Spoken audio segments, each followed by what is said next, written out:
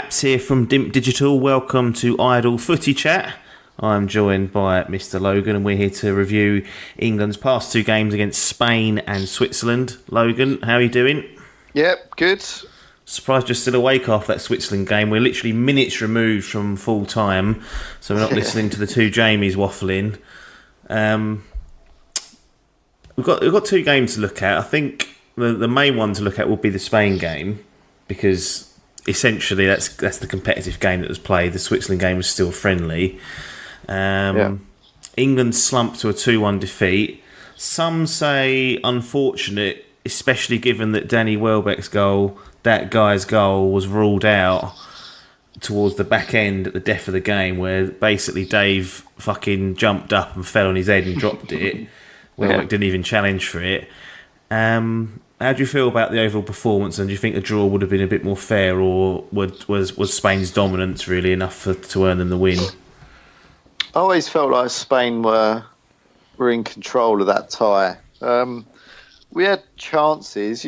I think if we'd have been more clinical, we could have even won the game. But when you look at that, the problem is you look at that Spain lineup and you go, well, it's missing Silva, Iniesta, Xavi, fucking Aspas Costa up top. Yeah, there's no Pedro. When you look at it, you could probably it's almost like a second string in some places, and you sort of in your mind you get a bit complacent and think, well, they're there to be had, but you forget how good the players that bloody come in are, and they're just.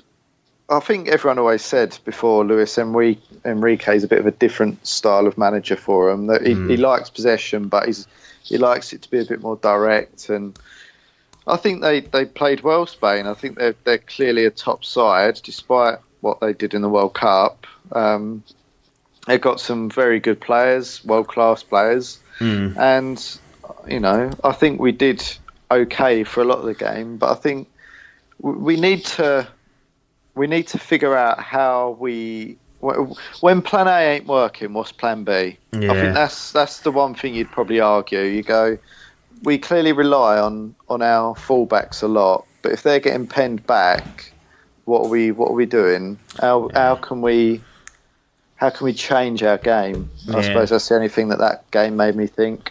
Yeah, I think we alluded to that. Sorry, at the end of the Croatia game, there seemed to be a bullishness to playing a certain way, and then in the end Croatia finally got the better of the game, turned the screw, and England seemingly didn't react. Were there any standout performances in that Spain game that you sort of pulled out and thought, well, actually that's a little bit of a positive? Because we had the likes of Joe Gomez who came in and surprisingly kind of took Kyle Walker's place, and then Luke Shaw playing in the left wing back position, Marcus Rashford up front, probably in place for the injured Sterling, but they were sort of the newbies who got a start. But anyone out of that lot, or even on the pitch, that kind of thought actually they've had a good game there? I thought the three players, arguably, that come in were probably three of our best players on the pitch. I thought a lot of the time I was thinking, I haven't really seen much of Joe Gomez, which is exactly kind of how you want it, really. He didn't really do anything wrong, and his passing out from the back at times was really good. I thought it was a really good performance from him. Luke Shaw on the left, I think we definitely look, as much as I know it pains you with poor King Ash, but I think we do definitely look better with the left footer on the left. How many goals from corners since King Ash has been dropped? 0. To be fair, I watched Danny Rose take a corner in that game just now, and it just sailed over the top of everyone. Well, it led to a goal, didn't it? Did it lead to a goal eventually? I think it did. I think that's what led to Marcus Rashford's goal. It sailed over the top, and then Kyle Walker come along. Yeah, Kyle Walker picked it up and knocked it back in. Yeah. But if that don't happen, you look at that and you go, right, that's absolute toot. But no, I thought Danny Rose was obviously really good tonight. Luke Shaw for when he was on the pitch. And I think when he was replaced by Danny Rose was again positive. So I think we're looking pretty good down that left-hand side at the moment. And I think, obviously, Rashford's come in, scored 2 goals in 2 games. Probably could have had 3 or 4 across the 2 games. But again, he's 20 years old. He's come in. I think we always said that the one thing that you lack from Sterling is a goal threat. The one thing you clearly do get from having Rashford up top is a goal threat. So he's obviously a very different sort of player. But I really like him. In a way, I think he makes us a bit more effective. Yeah, he hasn't. We mentioned before, he hasn't really had much game time under Jose, so he got a good couple of starts under his belt and scored 2 goals over the 2 games. Could arguably say he should have had almost a hat trick against Spain, because there's that header that saved. It was a good save in the end, but perhaps could have been buried. And then towards the back end, he's really just snatched at one when he's got through. And I kind of wonder whether if he'd played a few more minutes, he might have been a bit more composed. But, like you said, he was offering what seemingly was a bit more of a goal threat than Sterling.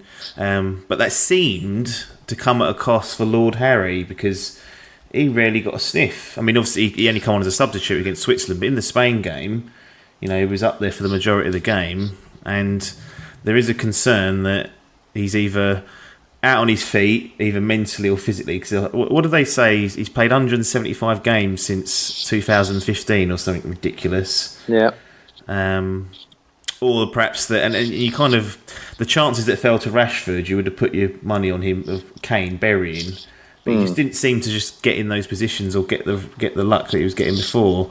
Is there an issue with Lord Harry, and does he need to fucking lay down for a little while? Well, it's funny because obviously I'm a Spurs fan, and I follow a few Spurs, probably about 10 Spurs accounts, selected few accounts on Twitter that don't talk absolute fucking arse all the time. And one of them made a good, or what I felt like was a good point the other day, and it was basically Harry Kane is better as a lone striker, and Dele Alli is better at just playing off Harry Kane. And I can't disagree with both of those assessments, really.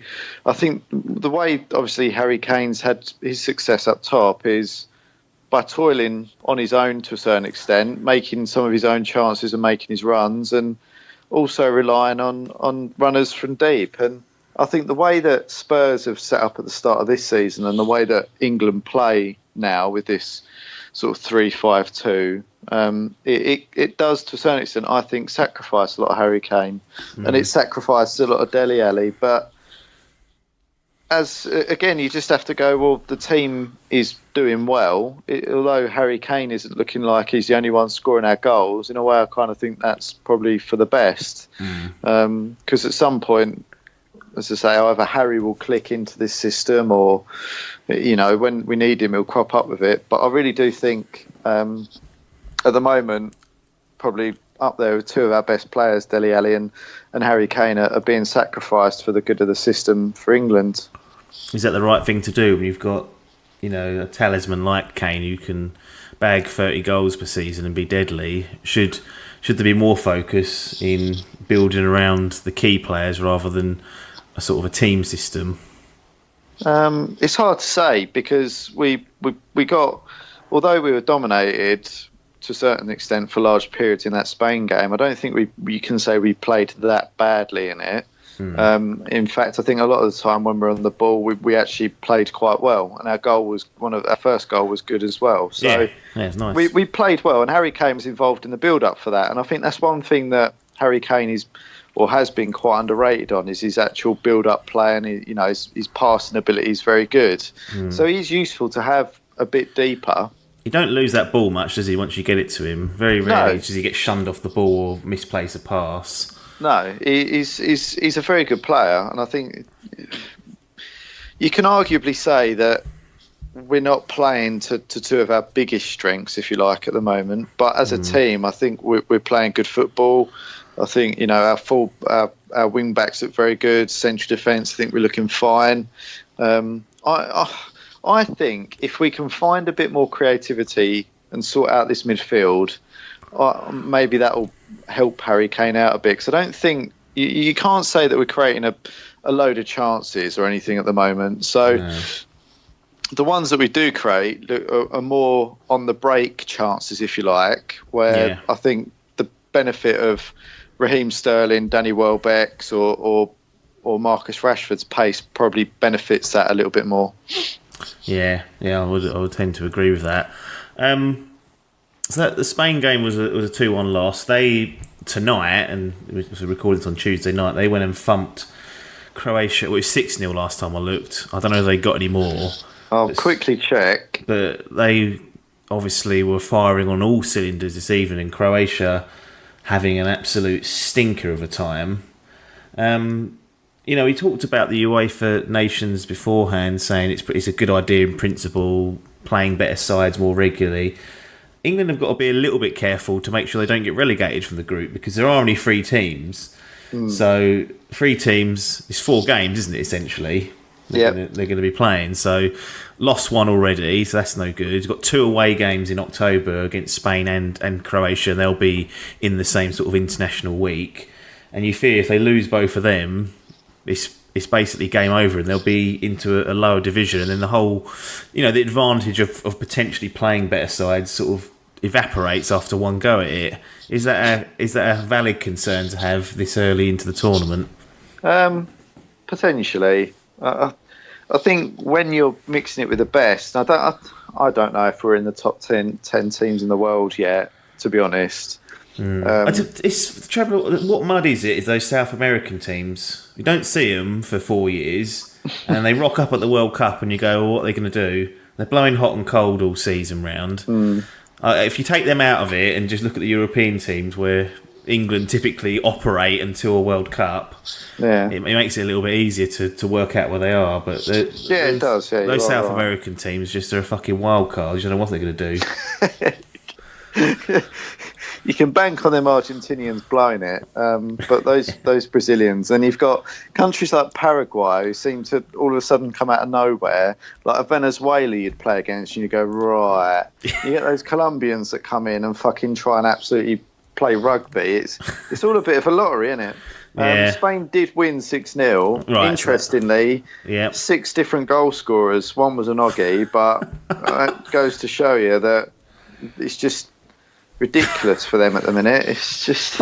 I mean, the good thing is with that, I don't know how it's scored actually, but if it is any sort of goal difference, it means that really puts Croatia at a real stinking disadvantage unless they thump England. I mean, I think that basically means...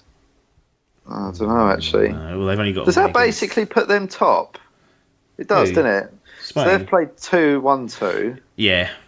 Yeah, you're right, because there's only 2 games left. That makes it difficult for the other teams to even mount a challenge. It could. They're already sitting there going, ha! This is what I mean. There should be, I don't know if I mentioned this on the last podcast, but I was talking to someone at work about it. I don't know why there's not 4 teams in the top division. I know you're allowing for more to get in, but just to flesh it out a little bit, because like you said, that's almost game, set and match for Spain. They've only really got to get a draw in the first game week. Yeah, and every other kind of international UEFA Nations League tie, you're going to be playing a friendly. I still think they should put 4 in there. And I know they don't want to dilute it too much, but they ain't going to do any harm, 4 more of them. And then it gives England a better chance of not getting relegated, because you've got an extra team in there. So we're basically in a relegation battle already. Yeah, after one game. After the first game week. Yeah. Mental. Could have really done with that draw. That's my worry, is that the tournament won't get taken seriously, and any future benefits of like playing against decent sides in the off season, if you want to call it, is gone, because you're then playing lower level of opposition, and you might as well be playing those qualifiers or friendlies against some of that sort. And England will then struggle to get out of that second league for years, because it'll only come around every 2 years, and you'll be stuck in there, and it'll be like, for goodness sake. The Switzerland game was a friendly. There's a whole. I think Gareth made 9 changes. Lots of fresh faces in. A lot of them we'd seen before.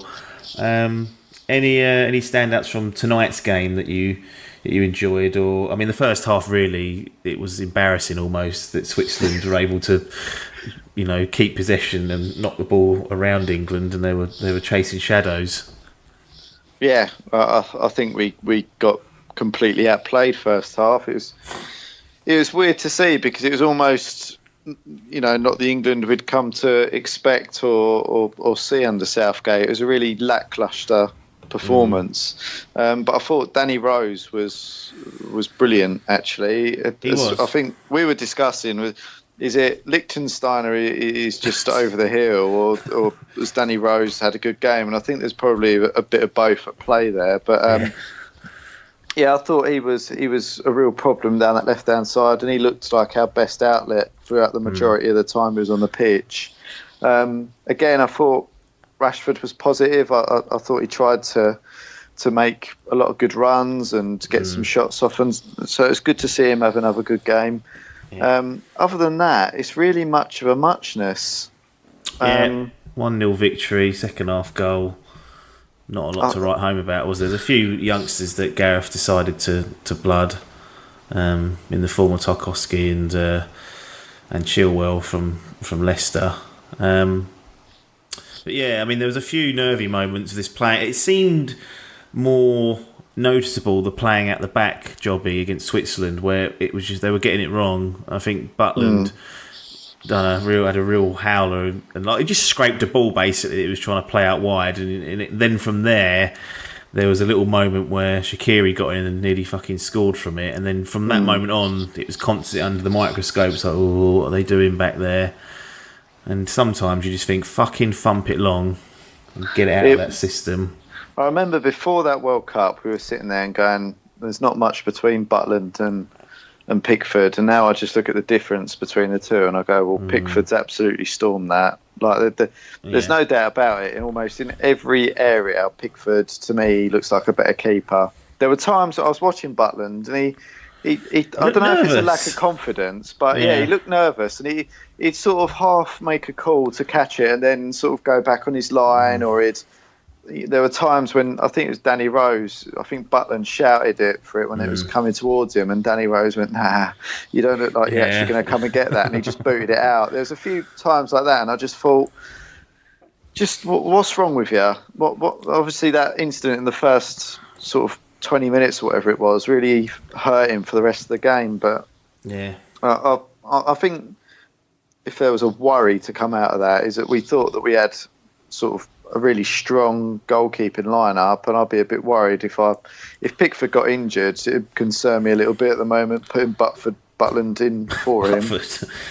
Yeah, I mean, it's always been a bit of a worry situation for England, and he felt like we had it under control with Joe Hart, and then he just suddenly dumped in form.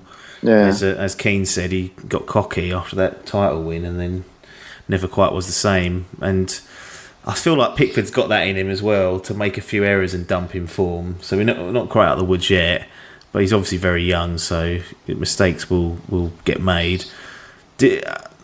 Did you see many options for Gareth outside of the kind of main team that he'd played against Spain? I mean, obviously he brought in 9 new players for this one, but was there anyone?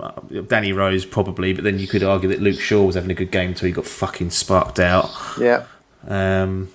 Anyone else that kind of, you thought, they've stated that, put a stamper down, made their claim for a start in a competitive game?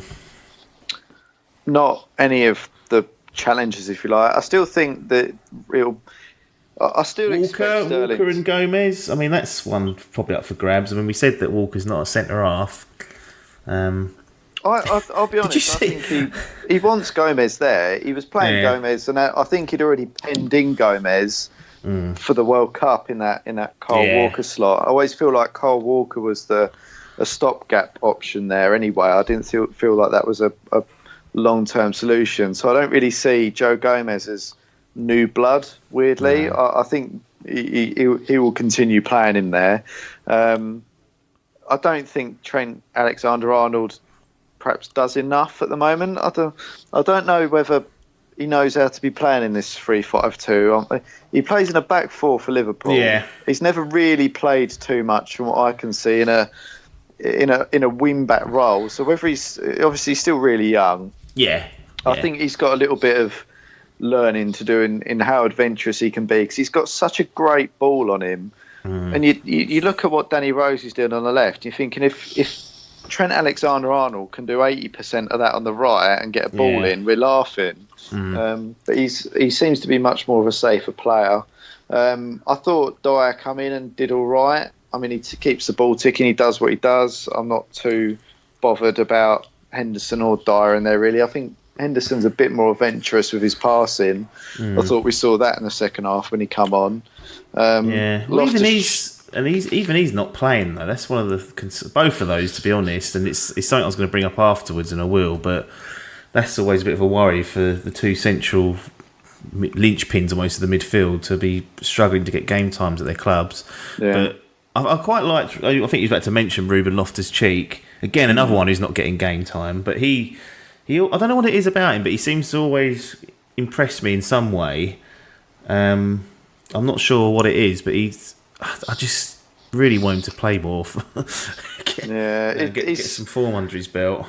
He's a real frustrating one because I thought he was pretty anonymous tonight, and I don't. At times, he looks like a very good footballer. He looks like a very good technical footballer. Like he's a big lad. He looks like he can almost be like a bit of a Paul Pogba style player. Do you know what I mean? In that he's got that build, that athleticism. He's clearly got some talent. I mean, don't get me wrong. I don't think he's.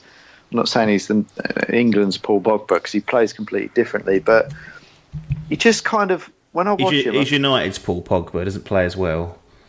Yeah, is that what you're saying? He just looks a little bit. He looks a little bit unsure of himself. Like he doesn't know what sort of player he is yet, or what he wants to be doing in that side.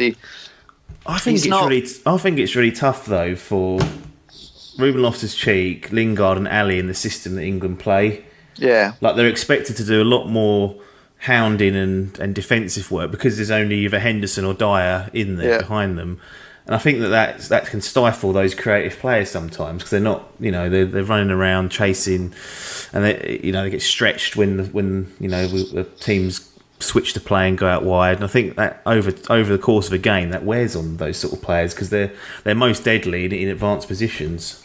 Yeah, I think out of all of the players we've got at the moment, it probably suits Lingard the best. But as I say, I don't think you get the best out of Ali there. I don't think we're seeing the best of Loftus-Cheek either. I think he's a bit. I'd like to see Loftus-Cheek play a bit deeper in a 4-2-3-1 really, and play alongside a Henderson or a Dyer. And I think that's what we kind of need to try out. Is if we're not getting that much joy down the flanks, then how do we switch up the players we've got to make it more effective? I don't think he's an attacking midfielder in the way that Ali or Lingard is. He doesn't. I don't know. He just doesn't look like he's got that deft ball in him. Do you know what I mean? Or I don't know. Like it looks like he'll keep hold of the ball. He looks like he can dribble a bit, but he's not as good as dribbling. The way that I see it is he's not as good as dribbling as Sterling is, and he won't stretch defences the way Sterling does. You can't put him on in the way Ali does because he's not going to make that many runs from deep. He's not as clever off the ball or got the same sort of intensity that Lingard's got. So I'm struggling to see where he gets in ahead of any of those three. And I think that's his problem. But if he needs game time, he needs to play, and I don't see him getting that at Chelsea. And how long can he be part of this England side not playing? Yeah, I mean that was the next question I was going to come on to. Is are some of these England players getting enough club time? Getting enough minutes under the belt. You've got the likes of, we mentioned Marcus Rashford hasn't got one start this season. Again, we're only 4 games in, but kind of he's always looked bright when he comes on for England anyway. But not in Josie's mind. You've got Delph who will struggle to get in that City side now. Utility player usually for England, but he offers he seems to suit that three in the middle that's currently there a lot better than perhaps an Ali because he's more acclimated to defending and getting around the pitch and whatnot. You've got Ruben, as we just mentioned, getting hardly any minutes whatsoever. You've got Welbeck, who's not really playing for Arsenal but then getting in the England team, and then other players like even Butland. We mentioned in the last podcast that he didn't get picked up by a Premiership side, so now he's plying his trade in the Championship.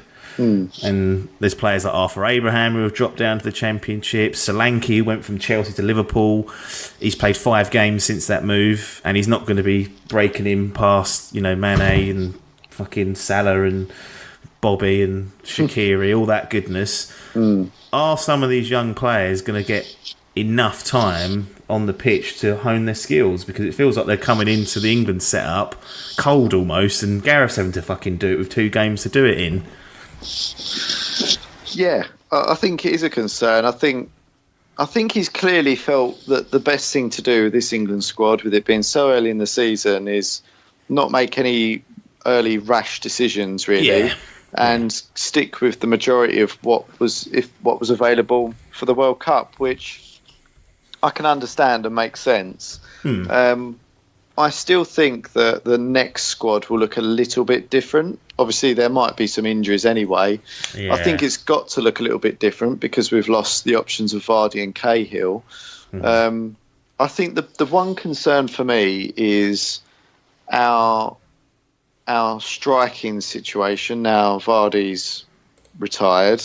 Yeah, I think it was always a case of, well, if Harry's injured, then Vardy will do some good work for us. And I think a lot of people are even saying, do England play better with Vardy up top rather than Harry Kane?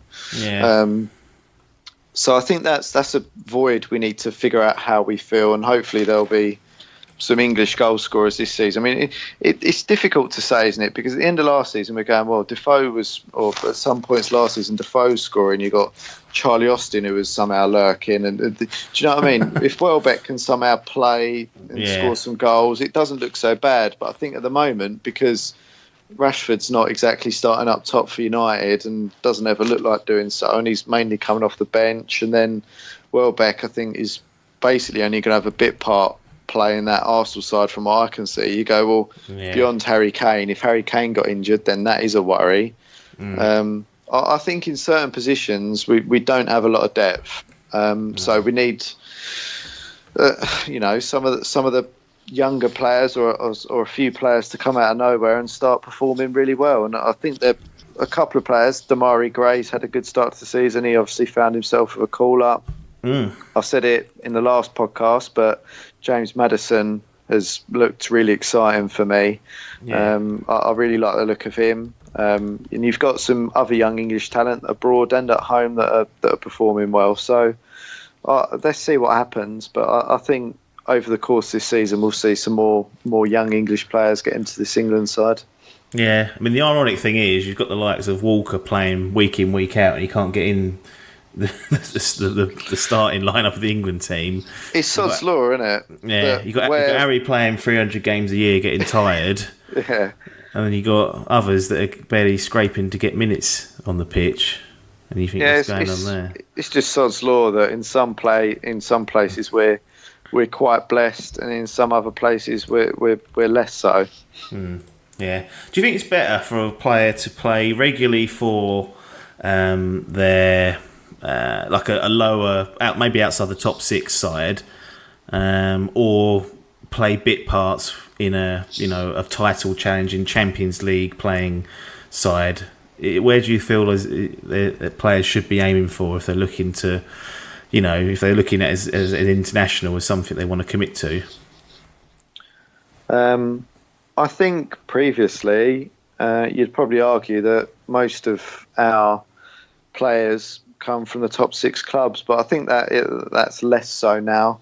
I think Gareth Southgate's quite clear on how he wants certain players with certain skill sets and personalities and attitudes to be in the squad, rather than just players who historically might have been involved. I mean, obviously excluding Jack Wilshere is still quite a big example of how he's just not going to pick players on reputation. I mean, arguably he's playing for a tin pot club. Well, it started off like a tin pot club, so you can't be argued, can it?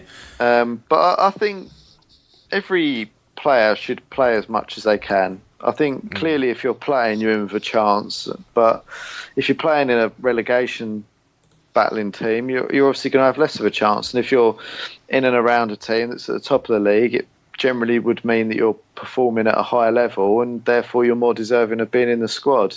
It's really difficult because I look at Rashford, and he's played 2 games up top for England and scored 2 goals. Yeah. And people often criticise him for not scoring enough, and you go, well, if you're sticking him out on the wing, what do you want? He's not going to. So it's.